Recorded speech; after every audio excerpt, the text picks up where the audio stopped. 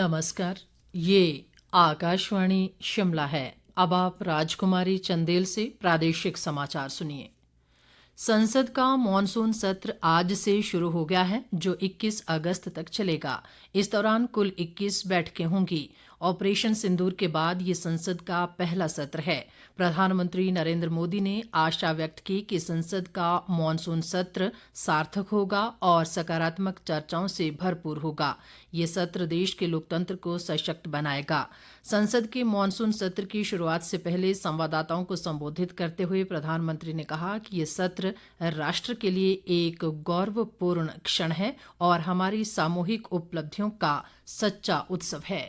मैं इस वास्तविकता को स्वीकार करता हूं कि दल हित में मत भले न मिले, लेकिन देश हित में मन जरूर मिले। इसी एक भावना के साथ इस मानसून सत्र से देश के विकास यात्रा को बल देने वाले, देश की प्रगति को बल देने वाले, देश के नागरिकों को सामर्थ्य देने वाले अनेक विधेयक प्रस्तावित हैं। सदन विस्तृत चर्चा करके उसको भी पारित करेगा।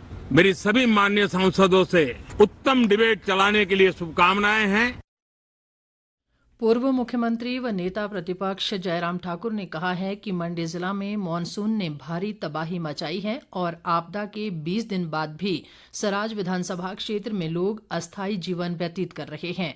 आपदा प्रभावित सिराज विधानसभा क्षेत्र का दौरा करने के बाद आज शिमला में पत्रकार वार्ता के दौरान उन्होंने कहा कि इस क्षेत्र में पेयजल योजनाएं और सड़कें अभी तक बहाल नहीं हो पाई हैं। उन्होंने आरोप लगाया कि जिस गति से सरकार की तरफ से राहत व पुनर्वास कार्य होने चाहिए थे, वो नहीं हो रहे हैं। नेता प्रतिपक्ष ने कहा कि सराज विधानसभा क्षेत्र में 1000 करोड़ रुपए का नुकसान हुआ है और 500 मकान पूरी तरह क्षतिग्रस्त, जबकि 700 को आंशिक रूप से नुकसान हुआ है।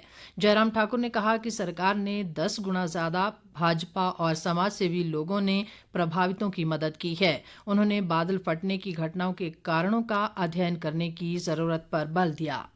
अभी तक पूर्ण रूप से हमारा जीवन वहां अस्थायी रूप में चल रहा है, यानी कि जीवन का मतलब रोड कनेक्टिविटी पूर्ण रूप से अस्थायी है। और जंजैहली आज कट ऑफ हो गया क्योंकि रोड का एक पोर्शन कुथा के पास टोटली वॉश आउट हो गया। आईपीएस डिपार्टमेंट का लगभग 150 करोड़ रुपए से ज्यादा का डैमेज अभी तक आकलन किया। पानी की व्यवस्था वैकल्पिक की गई है और जो 42 पंचायतें जो मेरे विधानसभा क्षेत्र में जो इम्पैक्ट के दायरे में ज्यादा आई हैं, उसमें से अभी भी बहुत सारी पंचायतें जहां अभी टेम्परेरी पावर सप्लाई दी गई है, अस्थायी। मुख्यमंत्री जी से बात किए तो विभाग को आदेश मिलने के पश्चात काम थोड़ा तेजी करने की आग्रह किया गया, उसमें गति आनी चाहिए। अभी तक भी मुझे लगता है कि जो व्यवस्था है वहां पर उस तरह से नहीं है जिस रूप में होनी चाहिए। आमतौर पर बरसात के कारण नुकसान होता रहा है, कुछ जगह सड़कें टूट जाती थी, कुछ जगह घर को नुकसान होता था, लेकिन ये अब की बार की ये त्रासदी कुछ अलग तरह की है। इसको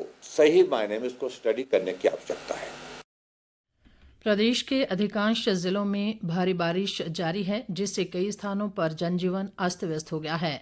भारी वर्षा के अलर्ट को देखते हुए कुल्लू जिला के आनी उपमंडल और शिमला जिला के रोहडू, जुब्बल, चौपाल और उप तहसील जलोग में आज सभी शिक्षण संस्थान, आंगनबाड़ी केंद्र और आईटीआई बंद रखे गए हैं। मौसम विभाग ने 23 जुलाई तक राज्य में मूसलाधार बारिश की चेतावनी जारी की है। आज राज्य के 10 जिलों के लिए ऑरेंज और येलो अलर्ट जारी किया गया है, जबकि कल 22 जुलाई को सिरमौर और सोलन जिलों में ऑरेंज अलर्ट जारी किया गया है। विस्तृत ब्यौरे के साथ हमारे विशेष संवाददाता। हिमाचल प्रदेश के अधिकांश क्षेत्रों में पिछले 12 घंटों से लगातार बारिश हो रही है। राज्य आपातकालीन परिचालन केंद्र के अनुसार प्रदेश में भूस्खलन से इस समय 3 राष्ट्रीय उच्च मार्गों सहित 468 सड़कें बंद हैं। इस बीच मौसम विज्ञान केंद्र शिमला ने प्रदेश के 7 जिलों ऊना, बिलासपुर, हमीरपुर, कांगड़ा, सोलन, मंडी और सिरमौर में अगले 24 घंटों में भारी से बहुत भारी बारिश का ऑरेंज अलर्ट, जबकि 3 अन्य जिलों चंबा, कुल्लू और शिमला में भारी वर्षा का येलो अलर्ट जारी किया है। भारी वर्षा के अलर्ट को देखते हुए प्रशासन द्वारा आज कुल्लू, मंडी, शिमला और सिरमौर जिला के कुछ स्थानों में सभी शिक्षण संस्थानों को बंद रखने के आदेश जारी किए हैं। रितेश कपूर, आकाशवाणी समाचार, शिमला। अंतर्राष्ट्रीय मुद्रा कोष ने कहा है कि Bharat unified payments interface UPI के साथ तीव्र भुगतान प्रणाली में पूरे विश्व में सबसे आगे है। इस वर्ष जून महीने में इस माध्यम से 18 अरब 39 करोड़ से अधिक लेन देन में 24 लाख 3 हजार करोड़ रुपए से अधिक मूल्य का कारोबार हुआ। ये पिछले वर्ष के जून महीने की तुलना में 32% अधिक है।